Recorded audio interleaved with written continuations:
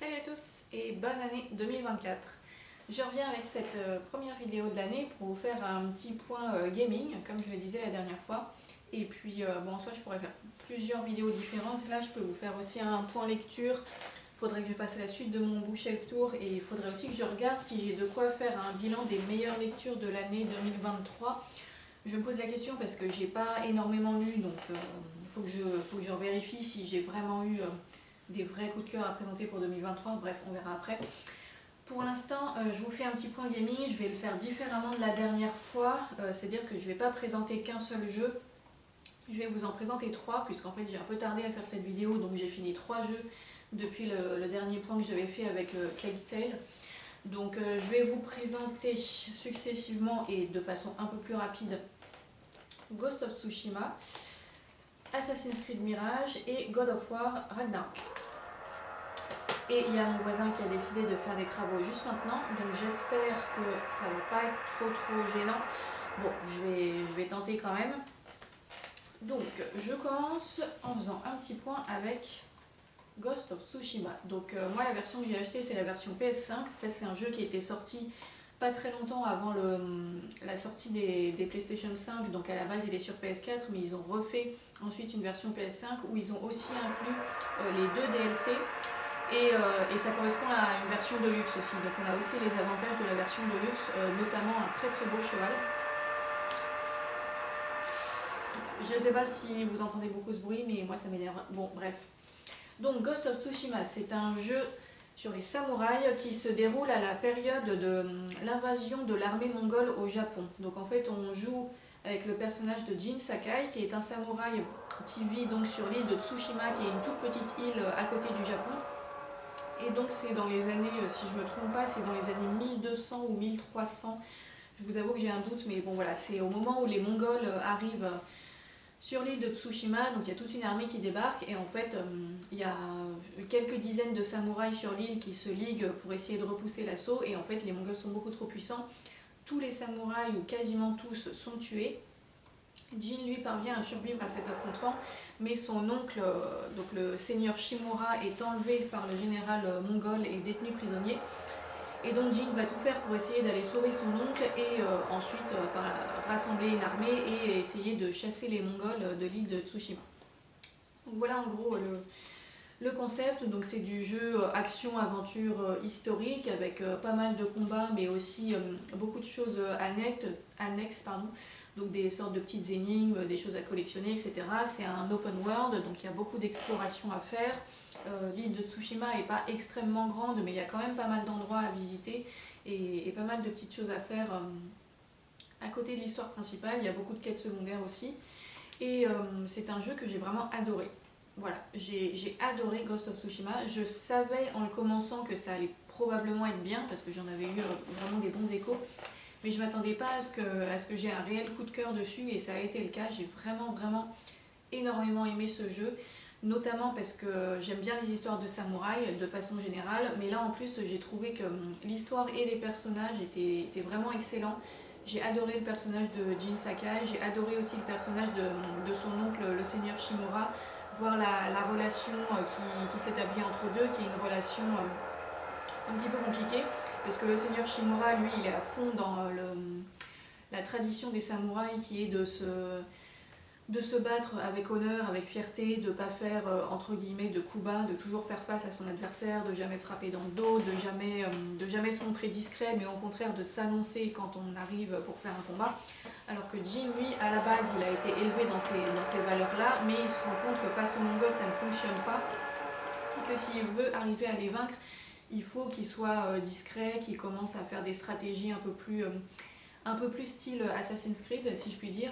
Et c'est de là que vient le titre. En fait, il développe des techniques qui font qu'on le surnomme bientôt le fantôme, donc le Ghost of Tsushima, parce qu'il frappe dans l'ombre et il devient aussi bien un samouraï qu'un assassin. Et donc Seigneur Shimura n'est pas du tout d'accord avec ça.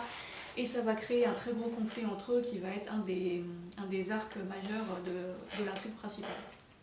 Donc voilà, j'ai trouvé que tout ça était extrêmement intéressant, en plus de tout l'aspect des samouraïs avec les différents katanas, les différentes armures. Alors c'est pas tout le temps historiquement exact, les développeurs ont fait parfois quelques petits ajustements pour des questions de gameplay, etc. Par exemple, l'usage des katanas, de ce que j'ai lu, en fait, à l'époque où se déroule l'intrigue, les katanas tels qu'on les voit dans le jeu n'existaient pas encore, apparemment. Donc voilà, c'est pas un documentaire 100% réaliste, mais il y a quand même eu un gros travail de recherche, il y a beaucoup de détails, c'est très minutieux. Les graphismes et les paysages sont très beaux aussi.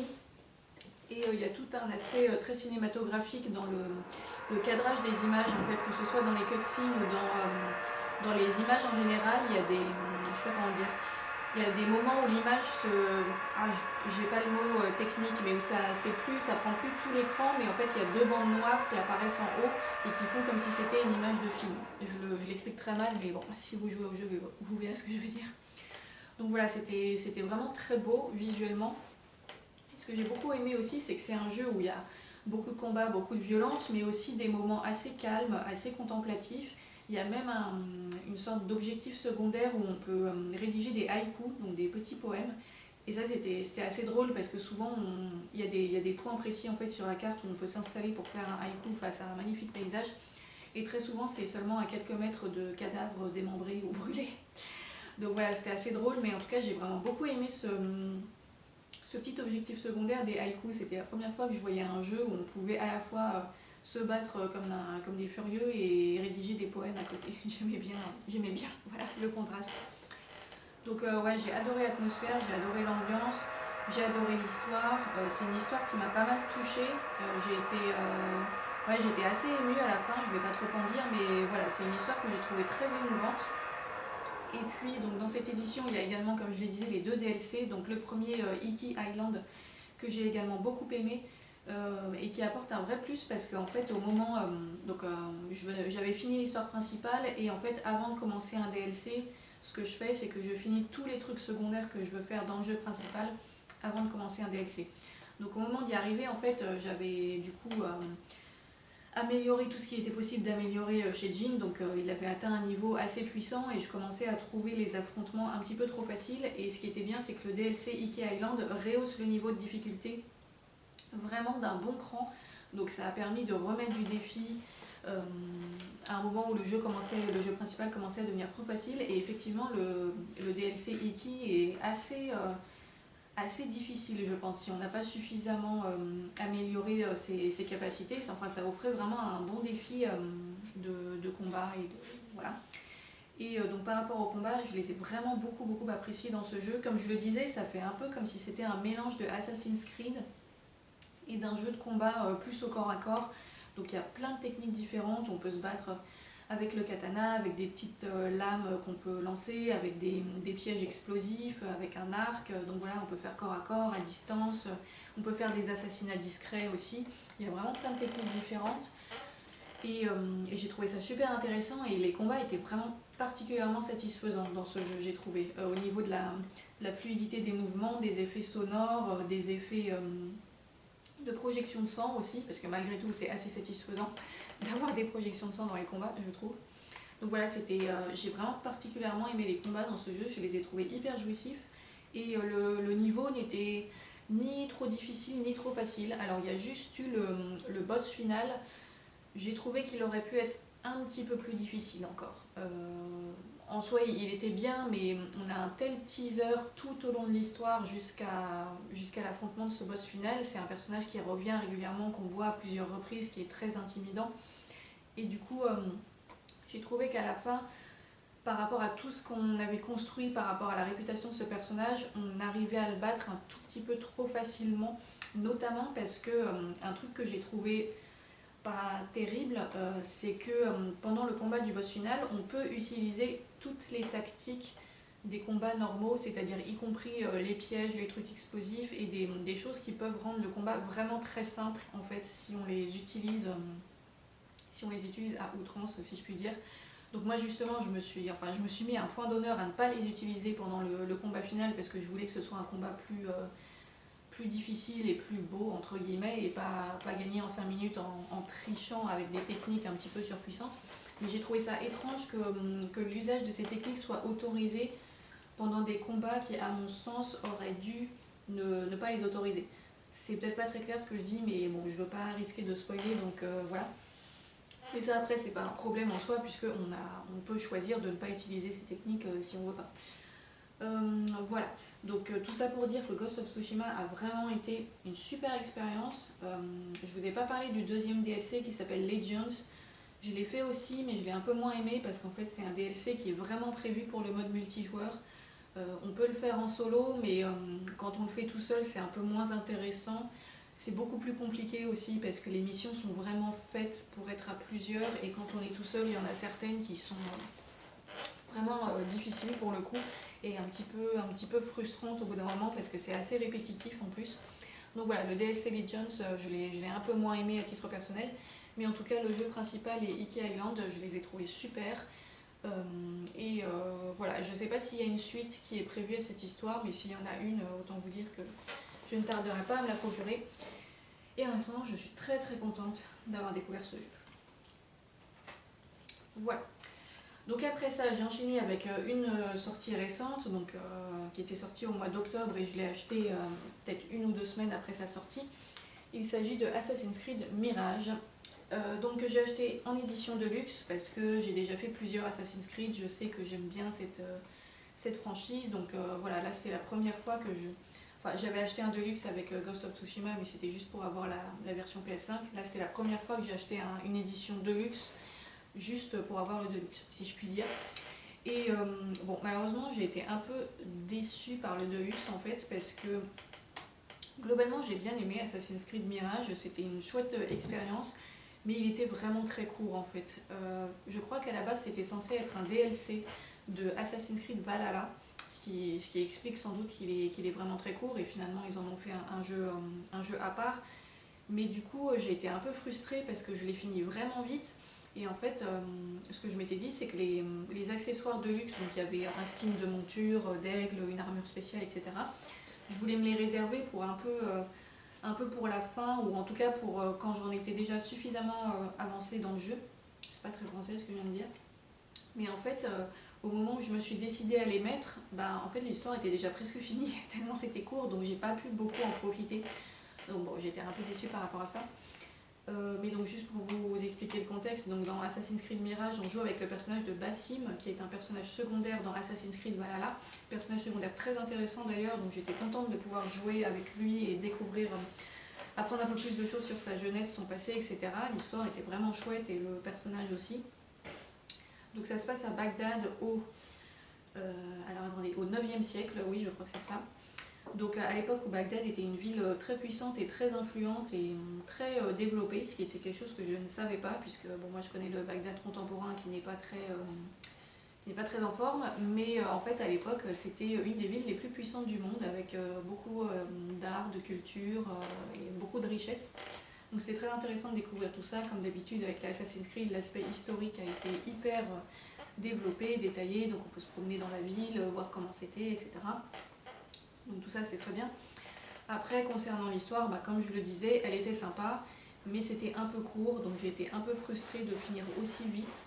Et puis dans l'édition Deluxe, il y a une mission supplémentaire qui s'appelle Alibaba et les 40 voleurs, je crois. Bon, je trouve plus le nom, mais voilà, une mission spéciale, et en fait ça par contre c'était vraiment décevant parce que cette mission n'avait rien de spécial en fait. Ça aurait très bien pu être une quête secondaire du jeu principal. Bon, elle était incluse dedans, donc je l'ai faite et voilà, mais je m'attendais à un peu plus. C'était présenté comme une mission particulière, mais en fait j'ai trouvé que c'était juste une mission secondaire comme les autres. Bon. Donc voilà, du coup je dirais au final je lui ai mis la note de 7/10 parce que voilà, j'ai quand même passé un bon moment à y jouer. Un truc que j'ai trouvé bien aussi, c'est qu'ils ont remis le Discovery Tour à l'intérieur du jeu principal, c'est-à-dire toutes les petites anecdotes historiques documentaires. C'est un peu comme un codex quoi, qu'on peut aller dans différents endroits de la ville et avoir des informations réelles sur l'histoire de Bagdad et des choses comme ça c'était très bien. Par contre, une chose qui m'a un peu marquée, je m'étais déjà fait la réflexion avant, c'est que je trouve que Ubisoft avec Assassin's Creed commence à prendre un peu de retard en termes de graphisme et même parfois un peu de gameplay, parce que là maintenant on est passé sur une nouvelle génération de consoles et j'ai l'impression que eux ils sont restés au niveau de la PS4 en fait, en termes de graphisme. Enfin, c'est peut-être un peu exagéré ce que je dis, mais quand on compare Assassin's Creed Mirage et God of War Ragnarok par exemple, dont je vais vous parler après, le graphisme ça n'a rien à voir quoi. Assassin's Creed il est clairement en dessous et ouais c'est pas gênant en soi mais je trouve qu'on commence, il y a une espèce d'écart quand même qui commence à se creuser entre la franchise Assassin's Creed et d'autres jeux qui sont maintenant plus fluides, plus détaillés, plus beaux en termes de graphisme. Donc j'espère que Ubisoft va passer à la vitesse supérieure bientôt parce que sinon ça risque de finir par devenir un petit peu gênant. Et je pense que c'est pour ça aussi qu'il y a pas mal de gens qui commencent à émettre des critiques sur les derniers Assassin's Creed. De ce que j'ai vu, il y a de plus en plus de gens qui disent que c'était mieux avant, etc. Bon, alors il y a toujours des râleurs, mais là en l'occurrence, je commence à comprendre pourquoi il y a des gens qui sont un petit peu déçus. Voilà, je pense qu'il y a une marge de progression encore sur cette franchise. Mais néanmoins, j'étais quand même contente d'y jouer. J'ai entendu dire que peut-être, apparemment, il y aurait un remake de Black Flag qui serait en préparation. Ce serait vraiment une très bonne nouvelle parce que moi, je n'ai joué à aucun des Assassin's Creed classiques. J'ai commencé avec Origins et j'ai pas fait les précédents. Donc ça me plairait beaucoup de pouvoir jouer à Black Flag. Donc voilà, on verra. Et donc pour finir, je vous parle de God of War Ragnarok, que j'ai terminé ce jour même avec le DLC Valhalla. D'abord pour parler du jeu principal. Donc je n'ai joué à aucun God of War à part celui-ci, donc je ne connais pas du tout les précédents, j'ai même pas joué à celui de 2018. J'ai décidé de commencer avec le dernier qui était sorti parce que bon, ça me dérangeait pas de commencer par la fin. Et j'avais envie de découvrir le jeu plus récent tout simplement.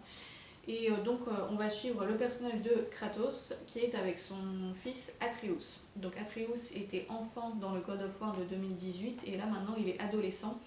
Et ils approchent donc ça se passe dans la mythologie nordique et ils approchent de la période du Ragnarok, donc la grande apocalypse dans la mythologie nordique.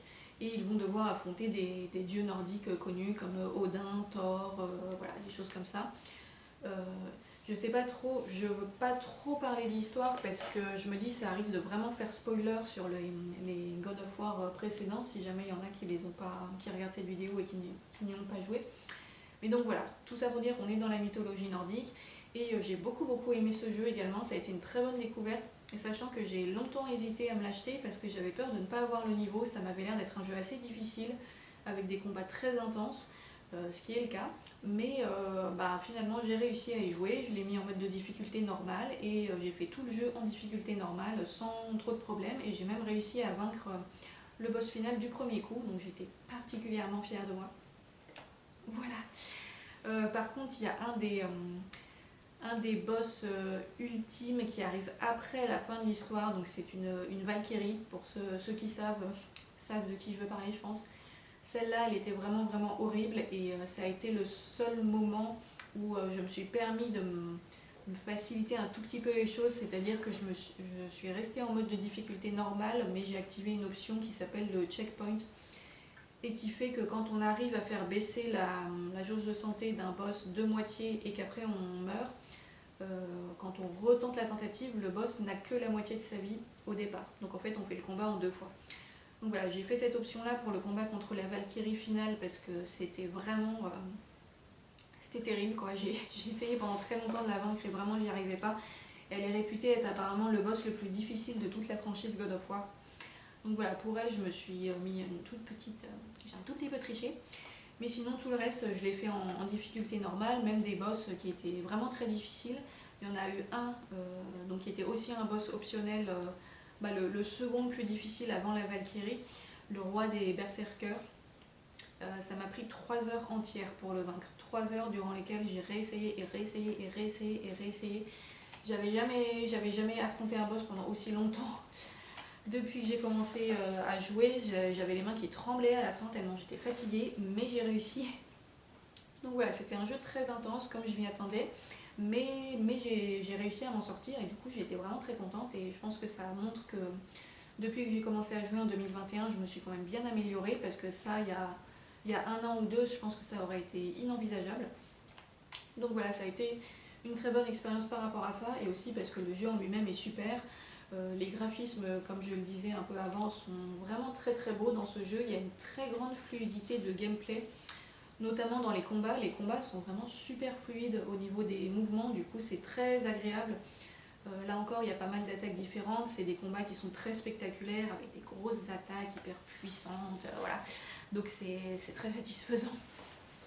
Et ouais, c'était super chouette, il y a pas mal de techniques différentes à explorer, il y a aussi pas mal d'exploration. Alors même si là, je sais pas si on peut vraiment dire que c'est un open world, parce que en fait, tant qu'on n'a pas fini l'intrigue principale, on est quand même pas mal guidé dans les endroits où on va. Il y a pas mal de zones qui restent inaccessibles. Par contre, quand on commence à être bien avancé dans l'histoire et après avoir fini, là on peut vraiment explorer très librement. Et il y a beaucoup de quêtes secondaires qui sont hyper intéressantes. Franchement, si vous faites ce jeu, je vous incite à faire les quêtes secondaires. Peut-être pas toutes, mais au moins les principales, parce que ça débloque vraiment énormément de choses. Il y a beaucoup de contenu dans les quêtes secondaires. Il y a des combats contre des boss cachés, des dragons, il y a des zones entières de la carte qu'on peut découvrir qui sont hors de l'histoire principale. Donc ça c'était super intéressant. J'ai bien aimé aussi pouvoir voyager à travers les 9 royaumes différents de la mythologie nordique, puisqu'au début je pensais qu'on serait peut-être uniquement à Midgard dans un environnement donc de neige, de froid, etc. Et en fait non, en voyageant à travers les 9 royaumes, on a beaucoup de biotopes et d'environnements différents. On a de la forêt tropicale, du désert, voilà, des royaumes froids, des royaumes chauds. Donc ça c'était vraiment super. Surtout que, comme je le disais, les graphismes sont très beaux. L'histoire était assez émouvante aussi. Alors ça m'a moins touchée que Ghost of Tsushima, parce que je pense que je me suis un tout petit peu moins attachée au personnage ici. Mais l'histoire était quand même vraiment super réussie. Il y a un très gros twist à un moment dans l'intrigue principale auquel je ne m'attendais pas du tout et qui m'a vraiment prise au dépourvu et qui était très réussi. Et voilà, tous les personnages sont hyper bien développés, il y a des dialogues super intéressants, donc c'est vraiment un jeu où on peut prendre son temps, explorer vraiment tous les contenus qui ont été très bien pensés, très bien conçus. Je ne connaissais pas donc le personnage de Kratos avant de commencer ce jeu-là, et c'est un personnage qui m'a beaucoup plu. Voilà, c'est un guerrier avec un lourd passé, mais qui acquiert une certaine sagesse et qui a une philosophie de vie que je trouve intéressante. Il y a beaucoup de réflexions un peu métaphysiques, existentielles, qui sont très intéressantes au fil du jeu, par rapport à l'évolution de ce personnage, mais aussi l'évolution de son fils, et même de certains personnages secondaires. Donc voilà, j'ai trouvé que Kratos avait une bonne philosophie de vie de façon générale, même si tout n'était pas parfait. Je trouve que c'est un personnage qui est assez inspirant. Et donc bah voilà, j'étais très contente de le découvrir. J'étais très contente aussi de pouvoir jouer à la fois avec Kratos et avec Atreus, puisqu'apparemment, d'après ce que j'ai compris, ce n'est pas le cas dans les jeux précédents, mais ici on peut jouer avec le personnage de Atreus. Donc c'est des techniques de combat différentes, il n'a pas les mêmes capacités, etc. Donc ça c'était chouette. Et ouais, franchement j'en avais beaucoup entendu parler de ce jeu. J'entendais tout le monde l'encenser de tous les côtés, et en l'occurrence sa réputation, je trouve, est amplement méritée. C'est vraiment un excellent jeu, je lui ai mis la note de 9 sur 10. Voilà, c'est un peu un mastodonte, c'est un peu un incontournable, et voilà, c'était très bien.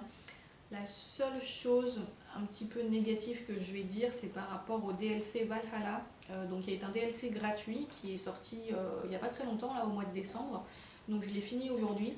Et alors ce DLC, je l'ai un petit peu moins aimé, pour la simple raison que c'est un type de jeu un peu différent. En fait, je sais pas comment expliquer ça. C'est une suite de tentatives. En fait, on commence au début du royaume du Valhalla et on doit arriver jusqu'à la fin. Et en fait, c'est par étapes successives. Et à chaque fois qu'on meurt, en fait, on doit tout recommencer du début. Donc on doit refaire toutes les étapes depuis le début pour essayer de retourner là où on s'était arrêté. Et ça, franchement, ça m'a gonflé. Mais vraiment, ça m'a gonflé. Alors c'est pas arrivé très souvent, mais sur la fin notamment, il y a un combat, on peut dire entre guillemets une sorte de combat de boss final, qui est assez difficile. Et donc je l'ai perdu une première fois, j'ai dû tout recommencer depuis le début. Je l'ai perdu une seconde fois, et là je me suis dit mais j'en ai marre quoi. Je commençais à en avoir vraiment marre, parce qu'en plus quand on recommence, c'est vraiment quasiment la même chose à chaque fois. C'est les mêmes types d'ennemis, on traverse les mêmes endroits, on refait vraiment la même chose à chaque fois. C'est extrêmement répétitif. Alors bon, on peut débloquer des apparences, des trucs comme ça, mais bon, Moi, au bout d'un moment, ça m'a vraiment trop saoulée en fait de tout le temps refaire la même chose. C'était trop redondant, c'était très lassant. Donc, ce qui s'est passé, en fait, c'est que, en fait, le problème aussi, c'est que je suis arrivée quasiment à la fin du jeu, et là, je suis partie en vacances pendant une dizaine de jours, et je suis revenue là, et donc j'ai repris le jeu après n'avoir pas joué pendant 10 jours, donc j'étais plus trop dans le truc, j'avais un peu perdu mes réflexes, etc. Et du coup, quand je me suis retrouvée face au boss final, j'étais plus assez entraînée et donc c'était plus difficile qu'avant. J'aurais bien aimé pouvoir le finir avant mes vacances, mais voilà. Donc voilà, j'étais un peu en difficulté et donc après avoir perdu 2 fois et à la perspective de devoir encore tout recommencer, j'en ai eu vraiment trop marre et du coup bah, j'ai un peu triché, j'ai passé le jeu en mode de difficulté facile juste pour battre le boss final et finir l'histoire, mais c'était dommage parce qu'en fait j'étais vraiment dans l'état d'esprit de me débarrasser de ce truc en fait, plutôt que de prendre du plaisir à y jouer parce que ça m'avait vraiment beaucoup frustrée de devoir à chaque fois tout recommencer. Donc ça, ouais, ça c'était dommage. Normalement je fais pas ça de passer les jeux en mode facile, j'essaye vraiment de les jouer en mode de difficulté normale. Mais là en fait ça m'a saoulé quoi. Si ça avait juste été le combat de boss qu'il fallait recommencer, je l'aurais laissé en normal et j'aurais recommencé autant de fois qu'il le fallait. Mais là, le fait de devoir recommencer tout depuis le début, c'était trop saoulant, quoi, vraiment. Donc bon, ça m'a fait terminer ce DLC sur une note un peu frustrante, un peu mitigée. Du coup, je peux pas dire que je l'ai vraiment beaucoup aimé, même s'il y a aussi du contenu intéressant dans ce DLC, notamment sur le passé de Kratos. Donc on apprend pas mal de choses si, comme moi, on n'a pas joué au jeu précédent. Mais ouais, le mode de vague d'ennemis et le mode de jeu de ce DLC ne m'a pas du tout convenu. Bon, c'est des choses qui arrivent. Mais en tout cas, globalement, le jeu principal était vraiment super. Voilà, bon, cette vidéo est un peu longue du coup. Je pense quand même essayer d'inclure quelques images et de faire un peu de montage avec. Euh, ah oui, je l'ai pas pris avec moi, mais le nouveau jeu que je vais commencer maintenant, c'est Star Wars Jedi Survivor. Donc un nouveau jeu d'aventure action qui a l'air très très bien. Et bah, je vous en parlerai quand je l'aurai terminé. Et puis d'ici là, bah, je reviendrai sans doute avec un point lecture. Et je vous souhaite encore une bonne année 2024 et je vous dis à bientôt. Salut!